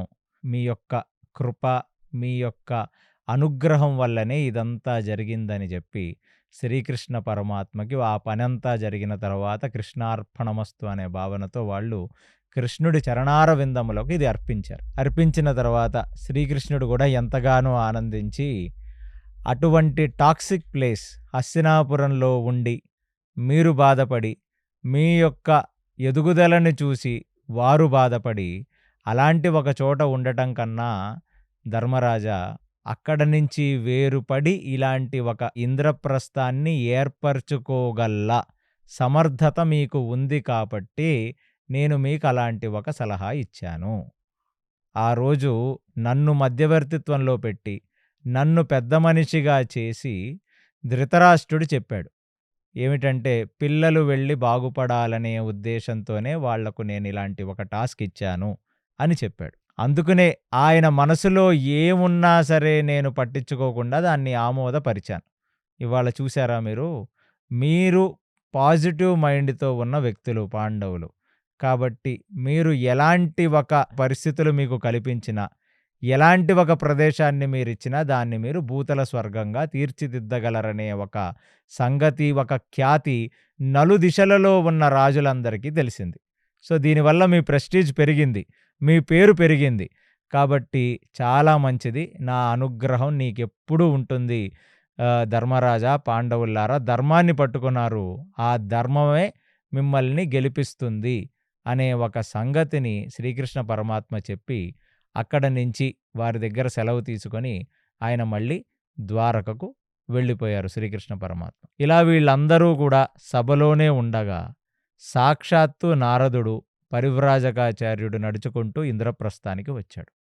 నారదుడిని చూడగానే చాలా ఆశ్చర్యపోయారు, మరెంతగానో ఆనందించారు. ఎందుకంటే యోగి పుంగవులు ఇంకా ఇప్పుడు వరకు వీళ్ళు ఏర్పరచుకున్న ఇంద్రప్రస్థానికి రాలేదు. అలాంటిది నారదుడికి ఒక పెద్ద ఆసనం ఇచ్చి ఆయనను కూర్చోబెట్టి, ఆయనకి అర్ఘ్యపాద్యాదులిచ్చి, ధర్మరాజు ఆయన కాళ్ళ దగ్గర కూర్చొని మరి ఆయనకు సేవలు చేసి, "నారదా ఇంకా విషయాలన్నీ మాకు తెలియబరచవలసినది" అని చెప్పాడు. చెప్పగానే ఇప్పుడు నారదుడు చెప్తున్నాడు, "మీరు పెళ్లి చేసుకొని హస్తినాపురంలో 5 సంవత్సరాలున్నారు. దాని తర్వాత ఇక్కడికి వచ్చి ఈ ఇంద్రప్రస్థాన్ని ఏర్పరచుకొని 2 సంవత్సరాలవుతుంది. సో, మొత్తానికి మీరు పెళ్లి చేసుకొని 7 సంవత్సరాలు కావస్తుంది. ఇప్పుడు నేను మీకు ఒక స్పెషల్ విషయాన్ని చెప్పటానికి నేనొచ్చాను. ఏమిటా స్పెషల్ విషయం అంటే, నేను మీకొక కథ చెప్తాను. ఈ కథ విన్న మీకు ఈ కథ యొక్క సారాంశం మీకు అర్థమవుతుంది" అన్నాడు. అనగానే అందరూ ద్రౌపది, పంచపాండవులు, కుంతి అందరూ కూర్చున్నారక్కడ. కూర్చోగానే ఇప్పుడు నారదుడు కథ మొదలుపెడుతున్నాడు. పూర్వం కృతయుగంలో హిరణ్యకశిపుడి యొక్క మనవళ్ళ పేర్లు సుంద, ఉపసుంద అని 2 రాక్షసులు ఉండేవాళ్ళు. అసురులు, అసుర రాజులు. కృతయుగంలో జరిగింది ఈ కథ. సో, ప్రహ్లాదుడి తర్వాత ఈ సుంద, ఉపసుందలిద్దరూ కూడా పేట్రేగిపోయి, విపరీతంగా జనాలను బాధిస్తూ, మొత్తం అధర్మంగా బ్రతుకుతున్న రోజులవి. జనులందరూ గూడా ఎంతగానో బాధపడుతున్నారు. ఎప్పుడైతే సుంద, ఉపసుందులకు వారి యొక్క తాత అయిన హిరణ్యకశిపుడిని నరసింహస్వామి, వారి యొక్క తాత అన్న అయిన హిరణ్యాక్షుడిని వరాహస్వామి చంపాడని తెలుసుకున్నారో, వాళ్ళకు గూడా ఒక రకంగా భయం ఏర్పడింది. ఎక్కడ లేని ఇంద్రియ భోగం అనేది వారి శరీరాల్లో ఉంది. అది రాక్షస ప్రవృత్తి. అందుకనే వాళ్ళందరూ గూడా కొంచెం వరాలది తీసుకుంటే స్వర్గలోకం మీదకు దండయాత్రకు వెళతారు. ఎందుకంటే అన్నిటికంటే ఎక్కువ సుఖం స్వర్గంలోనే ఉంటుంది కాబట్టి. అలాంటి సుంద, ఉపసుందులు ఇద్దరు కూర్చొని ఒక మాట అనుకొని, అన్నా, తమ్ముళ్ళ మధ్యన మనకు చాలా ఐకమత్యం ఉంది. కానీ ఏదో ఒక రోజు మనల్ని శ్రీహరి వచ్చి సంహరిస్తాడు. ఎందుకంటే కేవలం ప్రహ్లాదుడి లాంటి పాజిటివ్ మైండు, భగవద్భక్తి ఉంటే నారాయణుడు ఉపేక్షిస్తాడు గానీ, మనలాంటి అసురులను నారాయణుడు ఉపేక్షించడు. కాబట్టి మనమిద్దరం కలిసి బ్రహ్మదేవుడికి తపస్సు చేసి చిత్ర విచిత్రమైన కోరికలు అడుగుదాం అని చెప్పి వాళ్ళనుకున్నారు. అనుకొని బ్రహ్మదేవుడికి తపస్సు చేశారు. దీర్ఘకాలంగా కొన్ని వందల సంవత్సరాలు తపస్సు చేశారు. తపస్సు ఎంత చేశారు వాళ్ళు అంటే, వాళ్ళ యొక్క మూలాధారంలో ఉన్న ఎనర్జీ వాళ్ళ కుండలినీ శక్తి ద్వారా ప్రవహిస్తూ, ఆ సుషుమ్నంలో ప్రవహిస్తూ, వాళ్ళ యొక్క బ్రహ్మస్థానం అంటే బ్రహ్మరంధ్రం మీద నుంచి బయటికి వచ్చి సమస్త ఆకాశాన్ని కప్పేసిందంట ఆ ఎనర్జీ. ఎప్పుడైతే ఆకాశం మొత్తం కప్పేసిందో, దేవతలు కింద ఉన్న మనుషులను చూడలేని స్థితి వచ్చేసింది. అంటే ఇక వర్షం పడదు, ఇక చంద్రుడు కనపడడు, ఇక సూర్యుడు కనపడడు. అలాంటి తపస్సు చేశారంట ఇద్దరూ కలిసి. అప్పుడు దేవతలు బ్రహ్మదేవుడి దగ్గరికి వెళ్ళి, వీళ్ళు తపస్సు చేశారు కాబట్టి ఈ తపస్సు వల్ల, ఇలాంటి రాక్షసులు చేసిన ఘోరమైన తపస్సు అయినప్పటికీ ఆ తపోశక్తి నలువైపులా వ్యాపించింది. కాబట్టి బ్రహ్మదేవ, మీరొచ్చి వాళ్లకు వరాలు ఇవ్వవలసినది అని ఇంద్రుడు, చంద్రుడు ఇత్యాది వాళ్ళంతా ప్రార్థించారు. ఇదొక యునీక్ సిట్యుయేషన్. ఎందుకంటే బ్రహ్మ ఇలాంటి వరాలు నువ్వు ఎందుకిచ్చావు అని బ్రహ్మదేవుడిని ఎప్పుడు క్వశ్చన్ చేస్తుంటారు వాళ్ళు. అలాంటిది వీళ్ళు చేసిన తపోశక్తికి ముల్లోకాలు అదిరిపోతున్నాయి. దానికి బ్రహ్మదేవుడు కూడా వెళ్ళాడు. వెళ్ళగానే బ్రహ్మదేవుడికి తెలుసు, అసురులు శరీరంతో చేసే వ్యాపారమే ఈ తపస్సు. తపస్సు చేసి మళ్ళీ మనకు జన్మ లేకుండా, లేదా ఎప్పుడూ భగవంతుణ్ణి మరిచిపోకుండా ఉండేటట్టుగా, పునరపి జనన పునరపి మరణాలు లేకుండా వాళ్ళు నిలబడాలి. అలాంటి తపస్సు ఏదైనా చెయ్యాలి వాళ్ళు. కానీ దాన్నొదిలేసి వాళ్ళు ప్రత్యేకించి ఇప్పుడు బ్రహ్మను ఒక వరం అడిగారు. ఏమిటంటే, మాకు కామరూపం కావాలి అన్నారు. కామరూపం అంటే ఏంటంటే, వాళ్లకు ఏ రూపం నచ్చితే ఆ రూపం వాళ్ళు తీసేసుకోవచ్చు. వాళ్లకు సడన్లీ ఏనుగు అవ్వాలని ఉందనుకోండి, ఏనుగు అయిపోవచ్చు. లేదా ఒక అమ్మాయి అవ్వాలని ఉందనుకోండి, అమ్మాయి అయిపోవచ్చు. ఎలాగొక చీమ అవ్వాలంటే చీమ అయిపోవచ్చు. ఏ రూపం కావాలంటే ఆ రూపం తీసుకోవచ్చు. బ్రహ్మ కూడా ఆనందించాడు. ఇంత తపస్సు చేసి కేవలం చిన్న వరాలు అడుగుతున్నారు. శరవేగంగా ఎక్కడికి వెళ్ళాలంటే అక్కడికి వెళ్ళిపోయేటట్టుగా వరం ఇవ్వమన్నారు. తదాస్తు అన్నాడు. 3వ వరం, మరణం లేకుండా మాకు వరం ఇవ్వమన్నారు. బ్రహ్మదేవుడు చెప్పాడు, మీరేముంది నాయనా, మీ తాతలు కూడా ఇలాంటి వరాలు అడిగారు. మరణం లేకుండా అనే వరం నేను ఇవ్వలేను ప్రత్యేకించి, ఎందుకంటే నాకే మరణం ఉంది. కాబట్టి అది తప్ప మీరింక ఎన్ని కోరికలు అడిగినా నేను తీరుస్తాను. ఎందుకంటే మీరు చేసిన తపస్సు అదో రకమైన తపస్సు. వాళ్ళిద్దరూ ఇరువురిని చూసుకున్నారు. మాకు ఒకళ్ళ వల్ల ఒకళ్ళకు మరణం రావాలే తప్ప మమ్మల్ని ఇంకెవ్వరు చంపకూడదు అనే ఒక వరాన్ని మాకివ్వవలసినది అని అడిగారు. బ్రహ్మ తథాస్తు అన్నాడు. అక్కడి నుంచి వెళ్ళిపోయాడు. మామూలుగానే అన్యోన్యంగా బ్రతికే వాళ్ళు సుంద, ఉపసంద అనే ఇద్దరు హిరణ్యకశిపుడి యొక్క మనవళ్ళు. ఇక ఈ వరం తర్వాత ఇక వాళ్ళు రామ లక్ష్మణుల్లాగా బ్రతికారంట వాళ్ళు. ఇంకా ఒకళ్ళని అనుగమిస్తూ ఒకళ్ళు. అన్న ఏదంటే తమ్ముడు అదే అంటాం. తమ్ముడికి ఏదైనా ఆలోచన వస్తే అన్నది తీర్చటం. ఎందుకంటే మరణాలనేవి ఒకళ్ళ వల్ల ఒకళ్ళకి వస్తాయి తప్ప ఇంకా బయట నుంచి మరణం రాదు. ఇక వాళ్ళకి విపరీతమైన కామ కోరికలు పుట్టాయి. కామ కోరికలంటే కేవలం శృంగారం ఒకటే కాదు, అన్ని రకాల కోరికలు పుట్టి ఇక భూమి మీద బ్రతకాలని వాళ్ళు అనుకోవట్లేదు. ఎక్కడికి వెళ్ళాలంటే అక్కడికి వెళ్ళిపోగలరు కదా! డైరెక్ట్‌గా స్వర్గానికి వెళ్ళారు. స్వర్గం మీద దండయాత్ర చేశారు. ఇంద్రుడిని పదవీ భ్రష్టుడిని చేశారు. కుర్చీ మీద నుంచి లాగేశారు. ఇక కొన్నాళ్ళు స్వర్గలోకంలో అనుభవించాల్సిన భోగాలన్నీ అనుభవించారు. వాళ్ళకిష్టమే. వాళ్ళకి సడెన్‌లీ అమెరికాకి వెళ్ళి భోజనం చేయాలని అనిపించినట్టు స్వర్గానికి వెళ్ళి భోజనం చేసేస్తారు. యూరప్‌కెళ్ళి ఇంకేదో డిన్నర్ చేస్తారు. ఎలా పడితే అలాగా వాళ్ళకు బ్రహ్మదేవుడిచ్చిన వరాన్ని వాడేశారు.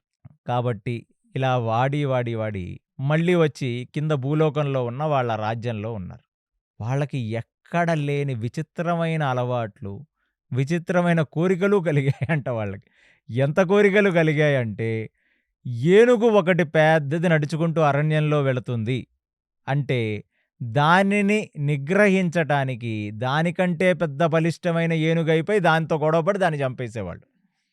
ఎక్కడైనా వాళ్ళొక వేటకి వెళ్ళినప్పుడు, ఒక క్రూర మృగమైన సింహం అది పరిగెడుతూ కొన్ని లేడ్లని, కొన్ని హైనాలను చంపుతుందనుకోండి, అది చూసి, ఆ సింహాన్ని చూసి వాళ్ళింకా విపరీతమైన హ్యాపీగా ఫీలయిపోయి, వీళ్ళే ఇంకొక సింహం రూపం తీసుకొని ఆ సింహాన్ని చంపేసేవాళ్ళు. అది కాక ఇగ ఆడది కనపడితే చాలు, ఇగ మద అహంకారములతో పేట్రేగిపోయి ఎవరిని కావాలంటే వాళ్ళని చేయబట్టి చెరిచేవాళ్ళు. ఇదే కాకుండా ఇంకా విచిత్రమైన కోరికేమిటంటే, ఎక్కడైనా ఒక అందమైన జింక కనపడితే ఒక దుప్పిలాగా మారిపోయి, ఒక అందమైన ఏనుగు కనపడితే ఇంకొక ఏనుగులాగా మారిపోయి, అక్కడ కూడా సంభోగ ఉపేక్షతో అక్కడ కూడా వాళ్ళు పేట్రేగిపోవటం మొదలుపెట్టారు. దీనివల్ల ఏం జరుగుతుందంటే, దేవతల్ని బాధపెట్టారు ఓకే. వాళ్ళు పెద్దవాళ్ళు తట్టుకోగలరు. పశువుల్ని కూడా వదలట్లేదు వీళ్ళు. అంత నీచులుగా బ్రతుకుతున్న కాలం. దేవతలని వదిలి పశువుల్ని కూడా వదలని వాళ్ళు మనుషుల్ని వదులుతారా? ఇక మనుషుల పరిస్థితి అర్థం చేసుకోలేని దారుణమైన పరిస్థితి. అలాంటి ఒక తరుణంలో దేవతలందరూ బ్రహ్మగారి దగ్గరికి వెళ్ళి, స్వామి, వీళ్ళని చంపే ఉపాయం చెప్పవలసినది. మళ్ళీ మీరు ధ్యానిస్తే భూభార హరణం చేయటానికి మళ్ళీ నారాయణుడే వచ్చి ఒక విచిత్రమైనదేదన్నా చేసి వీళ్ళిద్దరికీ కూడా ఏదో ఒక గొడవ పెట్టి నారాయణుడే చంపుతాడు గదా! అంటే బ్రహ్మదేవుడు నవ్వి, దానికంత దూరం ఎందుకు నాయనా? ఈ సుందూపసందులను చంపడానికి నారాయణుడి యొక్క అవసరం లేదు. నేను మీకొక సలహా చెప్తాను. విశ్వకర్మని పిలిపించండి అన్నాడు. విశ్వకర్మని తీసుకొనొచ్చారు. ఇప్పుడు వరకు నువ్వు చెక్కని ఒక అద్భుతమైన స్త్రీమూర్తిని చెక్కమన్నాడు. ఎప్పుడు ఎవరు చూడని అతిలోక సౌందర్యవతి, గుణవతి అయిన ఒకళ్ళని నువ్వు చేయవలసినది అని చెప్పాడు.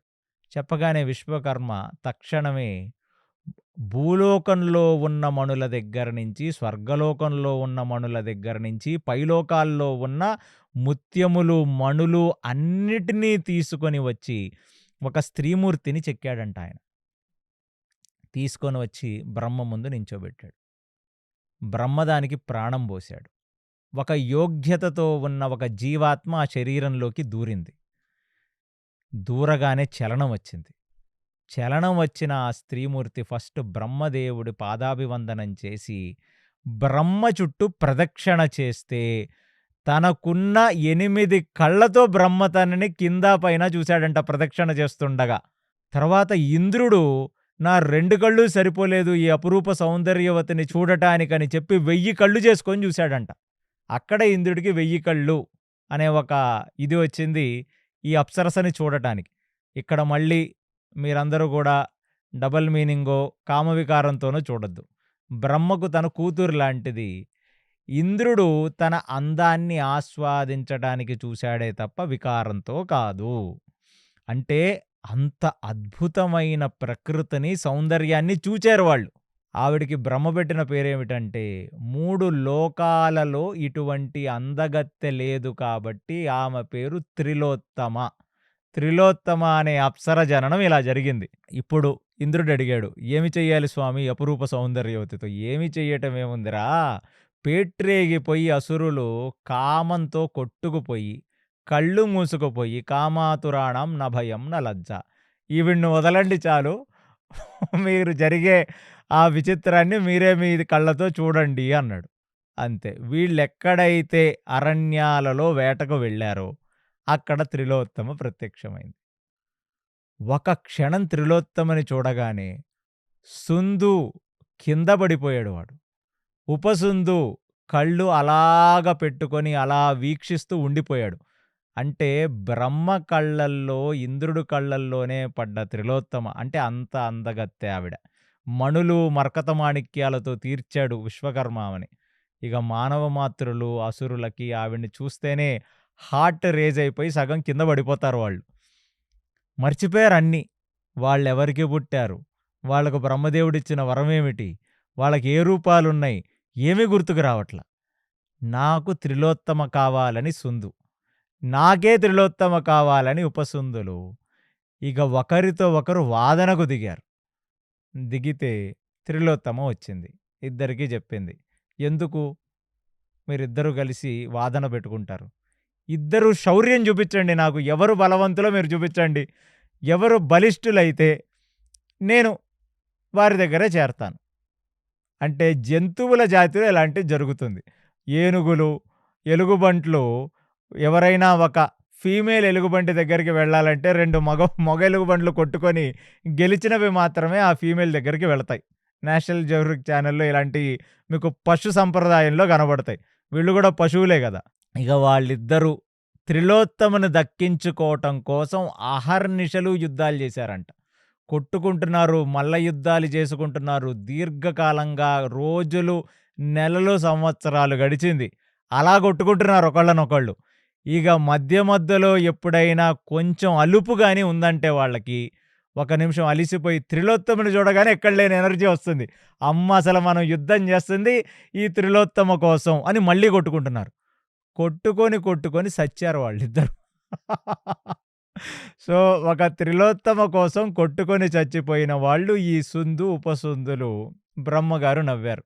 ఏమి అయోగ్యులరా మీరు, అంత శరీరాన్ని భగవంతుడిస్తే 86 లక్షల జీవరాశుల్లోకి వెళ్ళి వచ్చి మనిషి శరీరాన్ని తీసుకొని తపోసాధన, మోక్ష సాధన చేసి మోక్షాన్ని పొందాలి మీరు.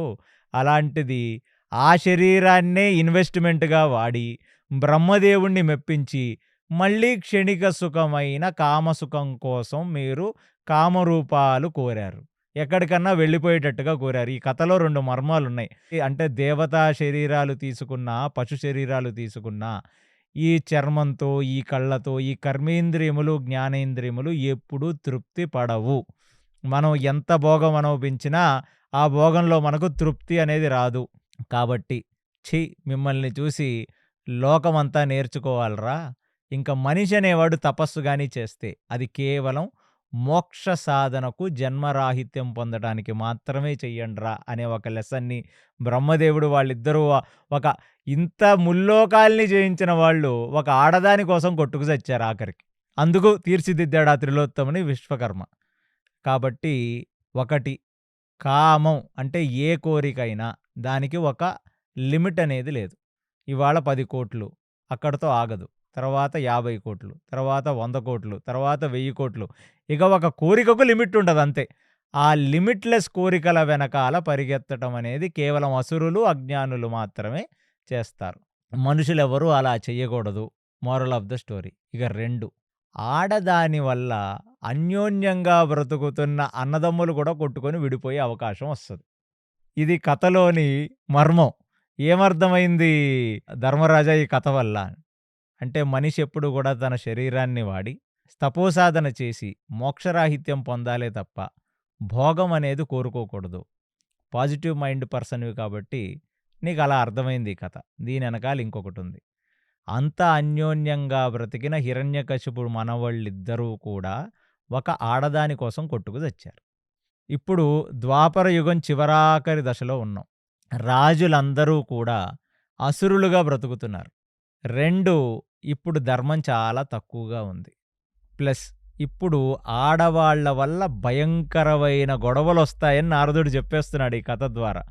కాబట్టి మీరందరూ కూడా ఈ కథ నుంచి తెలుసుకోవలసినది, ఒక స్త్రీమూర్తి వల్ల అన్నదమ్ములు కొట్టుకు సచ్చారు అనే సంగతి కోసం నేనొచ్చాను, నేను ఈ కథ చెప్తున్నాను అన్నాడు.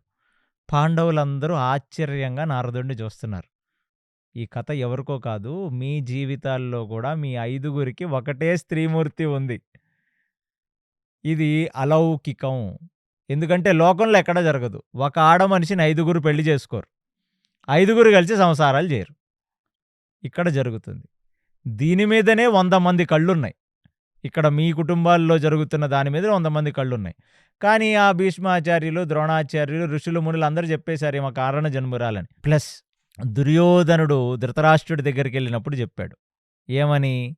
మనం మాద్రి పిల్లలని, కుంత్రి పిల్లలని ఏదో ఒకటి చెప్పి విడగొట్టేద్దాం. లేదా ఆ అమ్మాయి ఉంది కదా ద్రౌపది, ఆమె విషయాన్ని వాడి వీళ్ళని విడగొట్టేద్దాం. ద్రౌపదిని వాడి వీళ్ళని విడగొడదాం. లేదా ఇంకా అందమైన కాంతలను ప్రవేశపెట్టి ద్రౌపదిని మర్చిపోయి పాండవులంతా వీళ్లతో తిరిగేటట్టుగా చేసి వీళ్ళని విడగొడదాం. ఇవన్నీ మాట్లాడాడు కదా, నేను లాస్ట్ ఎపిసోడ్లో చెప్పాను. ఇలాంటిది ఈ దుష్ట చతుష్టయం ఎన్నో పన్నాగాలు పన్నుతుంది. కాబట్టి మీరందరూ కూడా కొన్ని నియమాలు పెట్టుకొని ద్రౌపదితో సంసారం చేయవలసినది. అందుకు నాయన నేను మీ ఉపోద్ఘాతం అంతా చెప్పాను అన్నాడు. అనగానే పాండవులందరూ ఒకళ్ళనొకళ్ళు చూసుకున్నారు. ఎంత అన్యోన్యంగా ఉన్నా ఒక ఆడదాని వల్ల ఖచ్చితంగా గొడవలొస్తే రావచ్చేమో. కాబట్టి ధర్మరాజు లేచి ప్రతిపాదన చేసేశాడు నారదుడు ముందు. మన 5గురము ఒక్కొక్క సంవత్సరం ఒక్కొక్కళ్ళు ద్రౌపదితో ఉందాం. 1 సంవత్సరం అయిపోయిన తర్వాత ద్రౌపది మరొకరికి భార్య అవుతుంది. ఆ 1 సంవత్సరం ఎవరితో అన్నా ద్రౌపది భార్యగా ఉన్నప్పుడు ఆవిడ్ని భార్యగా కూడా ఇంకొకడు చూడకూడదు.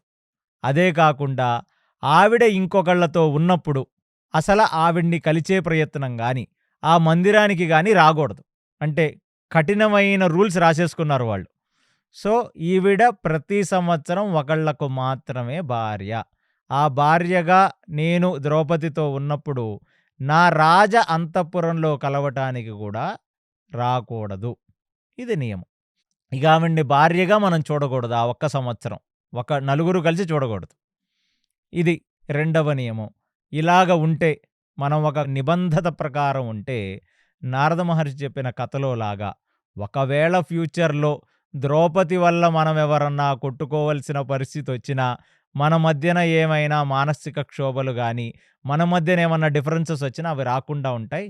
ఇవి మనం పెట్టుకుందాం నియమాలు అనగానే నారదుల వారు కూడా ఆశీర్వదించి, సరే నాయన అలాగే, చాలా మంచి నియమం, మీకు కథ బాగా అర్థమైంది. నేను ఎందుకు చెప్పానో కూడా మీకు అర్థమైంది. ఎందుకంటే దుష్ట చతుష్టయం పన్నాల్సిన పన్నాగాలు పన్నుతుంది. మీరు ఏర్పరచుకున్న ఇంద్రప్రస్థాన్ని చూసి ఆ కళ్ళు చూడలేకపోతున్నాయి. అంటే నారదుడొస్తే వీళ్ళ జీవితాన్ని తీర్చిదిద్దడానికే నారదుడు, తీర్చిదిద్దడానికే వ్యాసుడొస్తాడు. వాళ్ళందరూ కూడా ఇలాంటి ఒక నియమాన్ని పెట్టుకొని సాష్టాంగ నమస్కారం చేసి నారదుడికి అక్కడి నుంచి ఆయన్ని సాగనంపారు. ఇప్పుడు మొట్టమొదటి సంవత్సరంలో ద్రౌపది ధర్మరాజుతో సంసారం చేస్తున్న వేళ. ఇక మిగతా వాళ్ళెవరు కూడా ద్రౌపదిని భార్యగా చూడకూడదు. ద్రౌపది ఆ ధర్మరాజు యొక్క అంతఃపురంలో ఉండగా కలుసుకోకూడదు. ఎక్కడన్నా ప్రైవేట్ ప్లేస్‌లో కలుసుకోవాలి. బయట కలుసుకోవాలే తప్ప ద్రౌపదిని మళ్ళీ రాజ అంతఃపురంలో కలుసుకోకూడదు. అలాంటి ఒక తరుణంలో అర్జునుడు ఆ ఇంద్రప్రస్థం నుంచి కాండవ ప్రస్థానికి వెళుతుండగా ఒక బ్రాహ్మణుడు పరిగెత్తుకుంటూ వచ్చాడు. పరిగెత్తుకుంటూ వచ్చి, నా యాజ్ఞిక గోవులను దొంగతనం చేసి తీసుకువెళ్ళిపోతున్నారు దొంగలు అని చెప్పాడు. అర్జునుడు అన్నాడు, "ఏమిటిది యాజ్ఞిక గోవుల్ని దొంగతనం చేయటం ఏమిటి" అని. యాజ్ఞిక గోవులంటే ఏదైతే పాలిచ్చే ఆవుందో, ఏ పాల వల్లైతే బ్రాహ్మణుడు ఘృతం చేసుకొని నిత్యాగ్నిహోత్రం చేస్తాడో, ఆ దేవతలకు హవిష్షు ఇస్తాడో, ఆయన తన యొక్క అగ్నికార్యం చేసుకుంటాడో, ఆ గోవుని యాజ్ఞిక గోవు అంటారు. మిగతా గోవులన్నీ నార్మల్ గోవులు. అలాంటి యాజ్ఞిక గోవునే కర్ణుడు చంపాడు. అందుకు కర్ణుడికి ఆ శాపం వచ్చింది. యాజ్ఞిక గోవును కాపాడాల్సిన ధర్మం క్షత్రియుడిది. కాపాడలేని పరిస్థితుల్లో క్షత్రియుడికి కొన్ని ధర్మశాసనాలున్నాయి. ఆయన ఖచ్చితంగా చాలా పెద్ద పాపం చేసిన వాడిగా భావిస్తారు. ఎందుకంటే బ్రాహ్మణుడు యజ్ఞం చెయ్యటం, బ్రాహ్మణుడే కాదు అసలు అన్ని వర్ణాల వాళ్ళు కూడా అగ్నికార్యం చేసుకోవాలి. నిత్యాగ్నిహోత్రం చెయ్యాలి వాళ్ళంతా. సంధ్యావందనాలు ఎలా అయితే అన్ని వర్ణాల వాళ్ళు చెయ్యాలో అగ్నికార్యం కూడా అందరూ చెయ్యాలి. ఆ అగ్నికార్యం బ్రాహ్మణుడిది పోతుంది కాబట్టి, బ్రాహ్మణ ధర్మం పోతుంది కాబట్టి, ఆ దొంగతనం చేసిన వాళ్ళని పట్టుకొని తీసుకొని వచ్చి వాళ్ళని కనీసం శిక్షించాలి. ప్లస్ ఆ ఆవులను కాపాడాలి. ఆవుల్ని తెచ్చి బ్రాహ్మణుడికి ఇవ్వాలి. సో, ఇక్కడ గో బాధ్యత అనేది ఉంది. గోధర్మం. ప్లస్ బ్రాహ్మణుడు యాజ్ఞిక ధర్మం ఉంది. క్షత్రియ ధర్మం ఉంది. 3 ధర్మాలొచ్చాయి ఇక్కడ.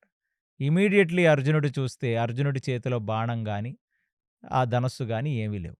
ఎక్కడున్నాయ్యా అంటే, ఆ బాణాలు, ధనస్సులు మొత్తం గూడా ఇప్పుడు ఎక్కడైతే ధర్మరాజు ద్రౌపదితో ఏకాంతంగా ఉన్నాడో అక్కడ ఉన్నాయి. ఇమ్మీడియేట్‌లీ ఆయన ఆలోచించాడు. మనకొక నియమం ఉంది. వెళ్ళకూడదు. వెళితే 12 సంవత్సరాల తీర్థయాత్ర చేయాలి. ఒకవేళ ఏకాంతంలో ద్రౌపదిని అంతఃపురంలో ఇంకొకళ్ళతో ఉండగా చూస్తే, ఆ ఒక సంవత్సరం మనం 12 సంవత్సరాల తీర్థయాత్ర చేయాలి. అది నియమం. అయినా సరే బ్రాహ్మణుడిని, గోవులను, యజ్ఞాన్ని కాపాడాల్సిన ధర్మం క్షత్రియ ధర్మం కాబట్టి, అక్కడి నుంచి అర్జునుడు ఆగమేఘాల మీద అంతఃపురానికి వెళ్ళాడు. ద్రౌపది, ధర్మరాజు ఏమీ ఏకాంతంలో లేరు. అంటే వాళ్ళేమీ ఒక రొమాంటిక్ ఈక్వేషన్‌లో ఏమీ లేరు. వాళ్ళు నార్మల్‌గా అంతఃపురంలో మాత్రమే ఉన్నారు. అయినా ద్రౌపదిని చూడనే లేదు. ఆ ధర్మరాజుకి నమస్కరించాడు, వెళ్ళాడు. తన యొక్క ధనస్సును, తన యొక్క బాణాలను అక్కడి నుంచి తీసుకున్నాడు. తీసుకొని అక్కడి నుంచి ఆగమేఘాల మీద బయటికి వెళ్ళాడు. వెళ్ళి ఎక్కడైతే ఈ ఆవుల్ని దొంగతనం చేసి తోలుకొని వెళ్ళిపోతున్నారో, ఆ బందిపోటు దొంగలను నిగ్రహించి, వాళ్ళని తీసుకొనొచ్చి ధర్మరాజు యొక్క కాళ్ళ దగ్గర పడేసి, ఆవులను బ్రాహ్మలకు అప్పజెప్పేశాడు. ధర్మరాజు కూడా ఎంతో సంతోషించి వాళ్లకు ఏదో ఒక శిక్ష విధించాడు. ఎందుకంటే బ్రాహ్మణుల దగ్గర దొంగతనం అనేది చెయ్యకూడదు.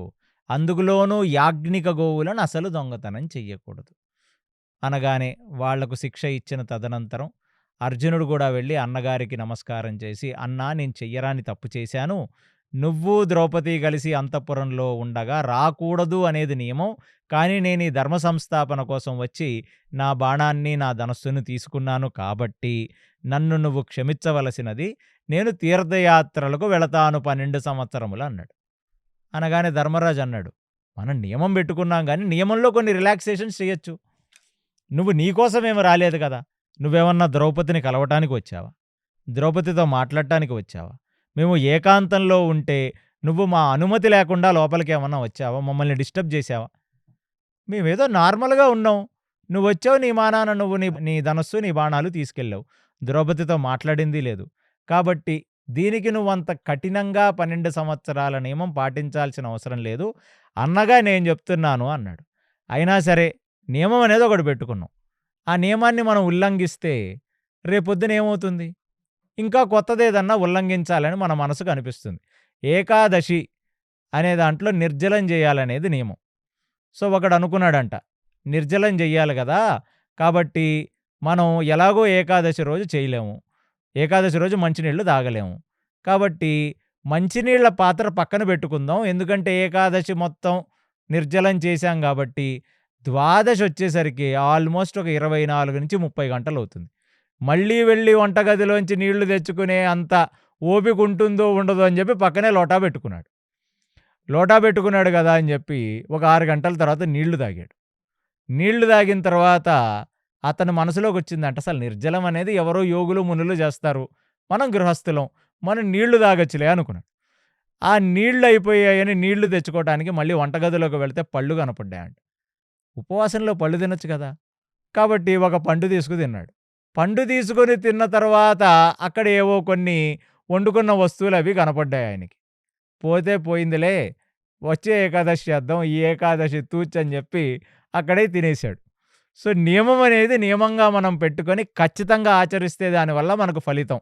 కాబట్టి నేనేదో ఇవాళ బ్రాహ్మణుల ధర్మం, గోవు ధర్మం అని చెప్పి లోపలికొచ్చాను. నేను డైల్యూట్ అయ్యానని చెప్పి రేపొద్దున భీముడు డైల్యూట్ అయితే, మమ్మల్నిద్దరిని చూసి నకుల సహదేవులైతే. కాబట్టి మనమంటూ నారదుడు ముందు ఒక నియమం పెట్టుకున్నాం గదా! ఖచ్చితంగా దాన్ని పాటిద్దాం. నువ్వు ఆశీర్వదించన్నయ్య. నేను తీర్థయాత్రలకు వెళతాను. నాకు అసలు మన రాజ్యంలో ఏం జరుగుతుందో చూడాలనుంది. ఈ దేశంలో ఉన్న పరిస్థితులు చూడాలనుంది. కాబట్టి నీవు అనుమతిస్తే నేను వెళ్ళి తీర్థభ్రమణం చేసి, తీర్థముల్లో స్నానం చేసి, పుణ్యక్షేత్రములన్నీ చూచిన తర్వాత అప్పుడు నేను 12 సంవత్సరాల తర్వాత వస్తానని చెప్తే, ధర్మరాజు పిలిచి, ఒంటరిగా ఎందుకు వెళతావు నాయనా? దౌమ్యుడి దగ్గర ఉన్న జూనియర్ అసిస్టెంట్స్ కొందరు బ్రాహ్మణోత్తములందరినీ కూడా నీకిస్తాను. తీర్థాలకు వెళ్ళినప్పుడు అక్కడ ఏం జరిగిందో చెప్పాలిగా. బృందావనం వెళ్ళావు, కృష్ణుడు ఏం చేశాడో చెప్పాలి. అయోధ్య వెళ్ళావు, అయోధ్యలో ఏం జరిగిందో చెప్పాలి.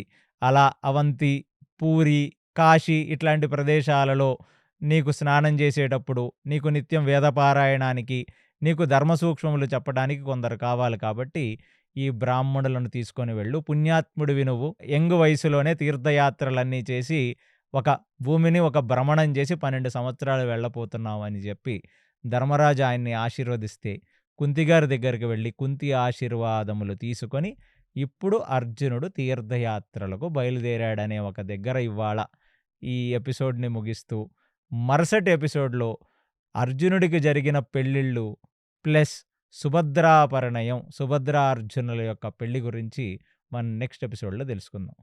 కృష్ణాయ వాసుదేవాయ హరయే పరమాత్మనే ప్రణత క్లేశనాశాయ గోవిందాయ నమో నమః. సర్వం శ్రీకృష్ణార్పణమస్తు. హరి ఓం. విన్నారు కదండి, ధృతరాష్ట్రుడు పాండవులకి బంజరు భూమి అయిన కాండవ వనాన్ని బహుమతిగా ఇచ్చాడు. కాండవ ప్రస్థాన్ని పాండవులు విశ్వకర్మ సహాయంతో ఇంద్రప్రస్థగా నిర్మించుకున్నారు. ఒకనాడు ఒక బ్రాహ్మణుడు తన గోవుని సంరక్షించమని అర్జునుని కోరగా తాను సంరక్షించాడు. కాని ఈ తరుణంలో పాండవులు పెట్టుకున్న నియమాలని అర్జునుడు ఉల్లంఘించాడు. అందుచేత అర్జునుడు 12 సంవత్సరాలు తీర్థయాత్రలకు వెళ్లాల్సి వచ్చింది. ఆ తర్వాత ఏం జరిగినదో వచ్చే ఎపిసోడ్లో కేసీ గారిని అడిగి తెలుసుకుందాం. అంతవరకు stay tune to KC talks. Hare Krishna.